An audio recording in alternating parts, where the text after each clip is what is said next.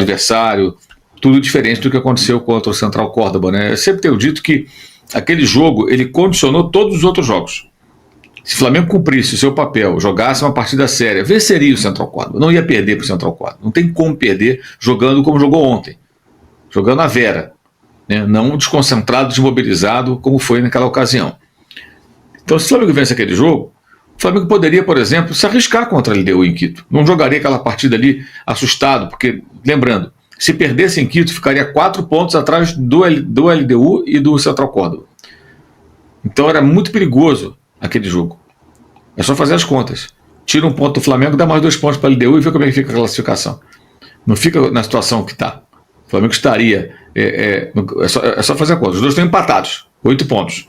O Flamengo teria 7, né, que é menos 1, e a LDU teria 10, se perdesse aquele jogo. Então o Flamengo estaria 3 pontos atrás ainda. Ou seja, que o Flamengo vencesse para chegar a 10, tinha que torcer para o Central Córdoba derrotar, fazer saldo de gols. O Flamengo não podia perder aquele jogo. O empate foi bom nas circunstâncias, mas condicionou. Vencesse o Central Córdoba no Rio de Janeiro, poderia ter se arriscado um pouco mais. E talvez até vencesse, porque se defendeu bem, mas atacou muito pouco. O jogo de volta contra o Central Córdoba na Argentina, a mesma coisa. Você carrega um peso da derrota. Vamos para as informações. Eu vou começar falando do Pedro, porque ontem, depois do jogo, Felipe Luiz obviamente foi questionado sobre a ausência do Pedro no time titular e ele explicou o seguinte: o Pedro está liberado para jogar e fez um grande jogo, mas não existe mágica. Jogar a cada 3 dias, estar no nível dos companheiros é outra história. O Pedro não está no nível dos companheiros fisicamente. Eu sou o que mais quero colocar o Pedro. Estou desejando que o Pedro chegue na forma física ideal para jogar no modelo de jogo que peço. Para jogar dessa forma, preciso de todo mundo 100% e o Pedro não está 100% fisicamente. A gente nota, depende dele a cada dia treinar, a cada minuto aproveitar para poder estar no nível dos companheiros e ter mais minutos. Sei que ele é o melhor e assim que estiver no mesmo nível dos companheiros vai estar em campo. Todo mundo sabe da qualidade do Pedro. Fecha aspas para Felipe Luiz. Então ele deixa claro aqui, vamos lá. Algumas informações que eu tenho. Tá? No dia a dia, o Pedro não desempenha tal como os demais companheiros. O Felipe Luiz é um cara que analisa muito treinamento. Vou te dar um exemplo, para você que está me assistindo aí. O Wallace, jogador que se destacou, depois ficou sumido na lista de relacionados. Por quê? Não estava desempenhando bem. Felipe Luiz tirou da lista de relacionados. Voltou a desempenhar bem no dia a dia do Flamengo? Voltou para a lista de relacionados. Tanto é que entrou na partida de ontem, inclusive. O Pedro, a mesma coisa. No dia a dia, não desempenha da mesma maneira que os demais companheiros. Mas isso é culpa do Pedro? Não, talvez por conta da lesão que ele teve, do tempo que ele ficou ausente. Ninguém sabe. E por conta disso, o Felipe Luiz entendeu que para o jogo contra a LDU seria melhor colocar outros jogadores para manter a intensidade mais alta. E eu concordo. Se o jogo exigia intensidade alta e o Pedro não está no mesmo nível dos demais companheiros nesse sentido, tudo bem, tudo certo. O meu questionamento a Felipe Luiz beleza, você não quer colocar o Pedro de centroavante? Por que coloca o Bruno Henrique? O Bruno Henrique vem mal há muito tempo. E a justificativa que o Bruno Henrique é intenso, beleza, ele pode ser intenso, mas ele está errando tudo. E o Juninho também é intenso. E o Juninho, ele não vai tão mal assim. Cara, intensidade é a principal virtude do Juninho. Ele é intenso pra caramba, ele preenche espaço pra caramba. Ele pode não ser goleador, tal como é o Pedro, pode não ser decisivo, como é o Bruno Henrique, não tem as características e as qualidades do Bruno Henrique, eu concordo. Mas o Bruno Henrique tá muito mal, tá errando tudo. Por que não coloca o Juninho? Seria o meu único questionamento, tá?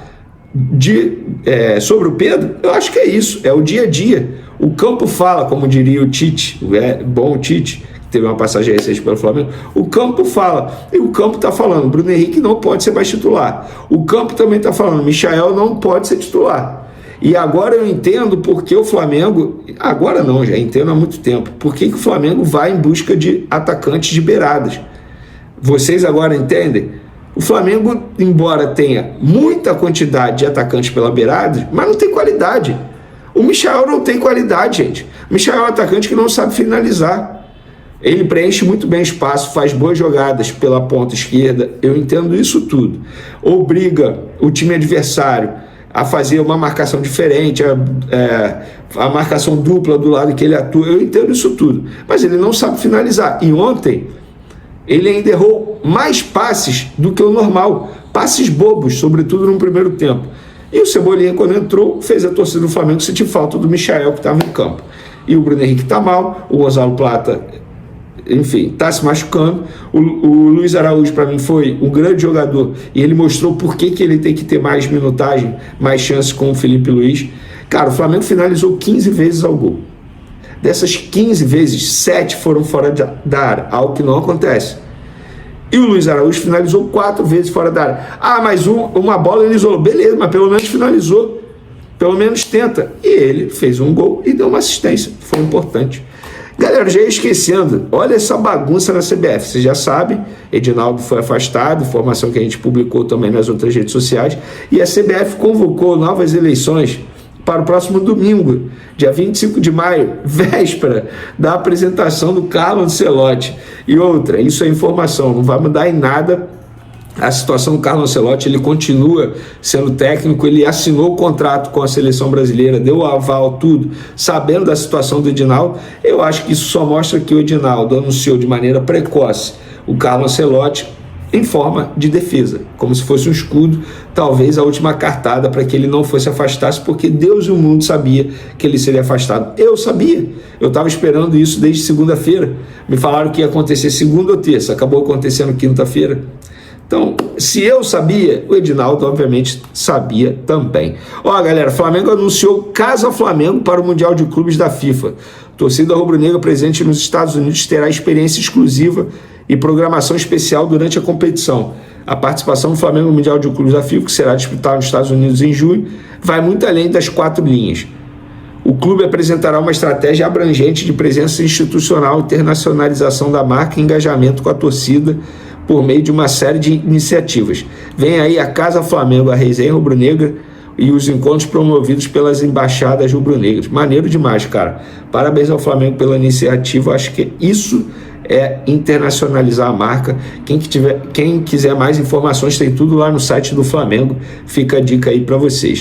Galera, exame antidoping surpresa no Flamengo. Isso me recorda aquela situação envolvendo o Gabigol, que ele se recusou a urinar. Vocês sabem muito bem disso. Acabou sendo punido, foi pro cais, enfim, uma história longa.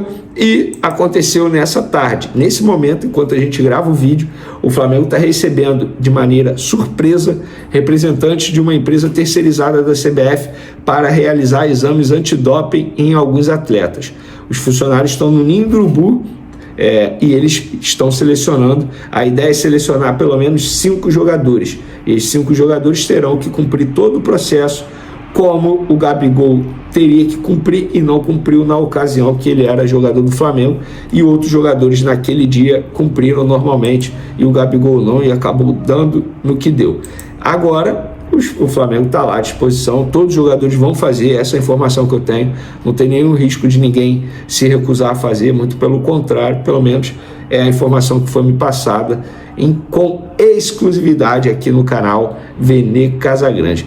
Para finalizar, galera, o Flamengo vai receber aí uma graninha envolvendo o Wendel, atacante cria do Flamengo, vendido ao Porto, na verdade o Flamengo vendeu ao Leixões, e aí o Leixões vendeu ao Porto, Porto emprestou para o Santos, vocês vão se recordar, aí o Santos devolveu, o Porto emprestou para o Santa Clara de Portugal, e o Santa Clara vai exercer a opção de compra junto ao Porto de 2 milhões de euros, por 100% dos direitos econômicos. Os direitos econômicos do Wendel estão divididos assim, 70% do Porto, 30% do Leixões. Mas o Flamengo, por contrato, tem direito a 20% dos 30% que o Leixões vai receber. E eu fiz a conta, isso dá 120 mil euros, cerca de 750 mil reais na cotação de hoje. Outro jogador que vai render uma grana ao Flamengo é o zagueiro Natan, lembra dele?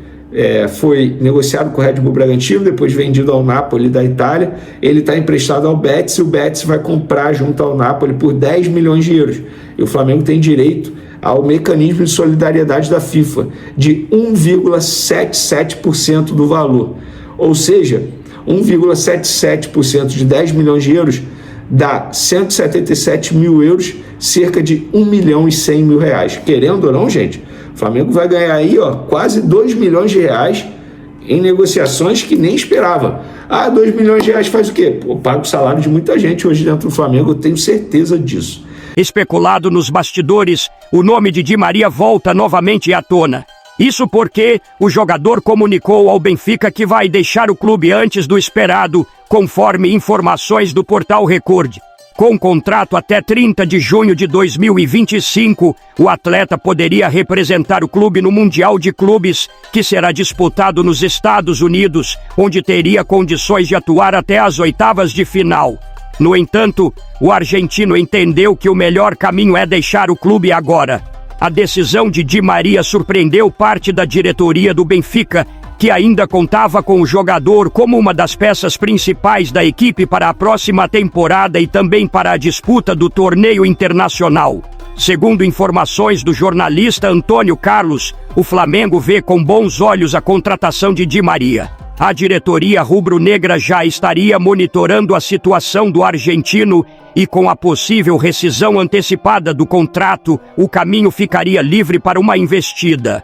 A contratação do experiente meia-atacante, campeão mundial com a Argentina e com passagens por gigantes da Europa como Real Madrid, Manchester e PSG, seria considerada a principal movimentação do clube visando o Super Mundial de Clubes. Di Maria é visto como um nome que chegaria para assumir o protagonismo e elevar o patamar técnico do elenco de Filipe Luís.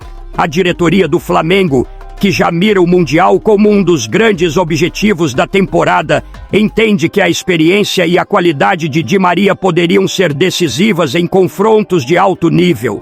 A torcida também se empolga com a possibilidade, uma vez que o jogador já demonstrou em diversas entrevistas a admiração pelo futebol sul-americano e o desejo de, em algum momento, atuar no continente. Agora estamos com a opção de ser membro do canal, você ganhará vários benefícios sendo membro, vai lá conferir quais benefícios você ganhará. Não esquece de deixar a curtida no vídeo, se inscrever no canal e ativar o sininho para não perder nenhum detalhe do Flamengo. Até a próxima, saudações rubro-negras.